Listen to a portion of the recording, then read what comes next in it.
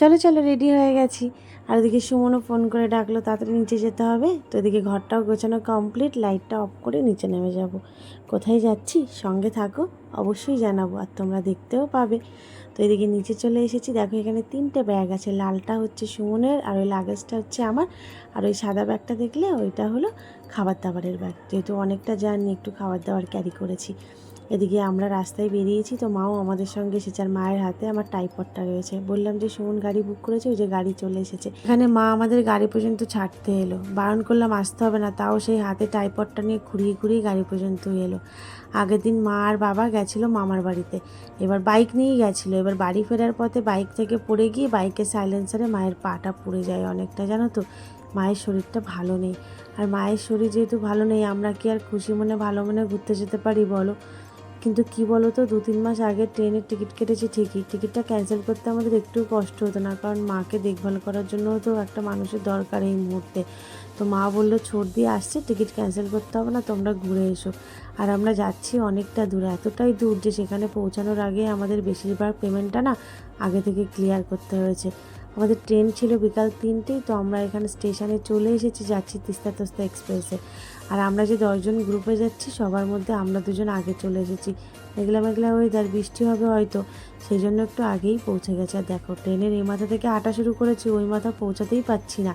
যাচ্ছি যেখানে দুর্গম রাস্তা, সত্যি কথা বলতে এখান থেকেই হেঁটে যেতে পায়ে ব্যথা হয়ে যাচ্ছে। দিদিরা এখনো এসে পৌঁছায়নি, মানে শুধু কেয়া দিদি না, আমাদের পুরো গ্রুপ। আর সেই জন্য সুমন ট্রেনটাকে আটকে রেখেছে, দেখো ট্রেনে ধরে রেখেছে, ওরা যতক্ষণ না আসে ট্রেন ছাড়তে পারবে না। তা পৌঁছে গেছে, সন্তু দ্বারা এখনো এসে পৌঁছায়নি, জানি না কি হবে। ধরে আছি শক্ত করে, যদি আটকানো যায় ওদের জন্য। ধরে রেখেছি ভাই।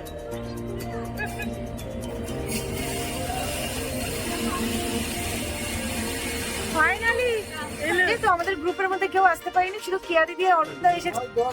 আর 15 আমার নাম মালদা চেঞ্জ হবে, মালদা চেঞ্জ হবে। আচ্ছা এই কোচিং থাকবো, কিন্তু সিটটা চেঞ্জ হবে। কোথায় সেটা সেটা বলে দেন, চাদর দেবো, সেই সিটি নিয়ে চলে যাবেন, আমি এখানে দিতে দেবো। আচ্ছা এটা বলে দিচ্ছি। এই জিনিসটা খুব ঝামেলা।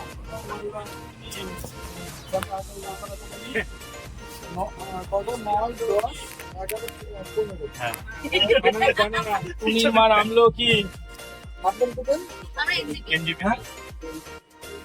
এগুলো 10 করে। 5, 6, 7, 8। জানো তো ট্রেনে উঠলেই আমার জানলার পাশে সিটটাই চাই, নাহলে আমি কমফোর্টেবল হই না, সেটা এক্সপ্রেস হোক বা লোকাল। তো আমি এখানে বসে আছি, সুমন আর অরূপদা আমাদের লাগেজগুলো সিটের নিচে ঢুকিয়ে দিচ্ছে। সুমন বৌদি এটা ভিডিও করলো, তুই খুলতে পারলি না ভাই।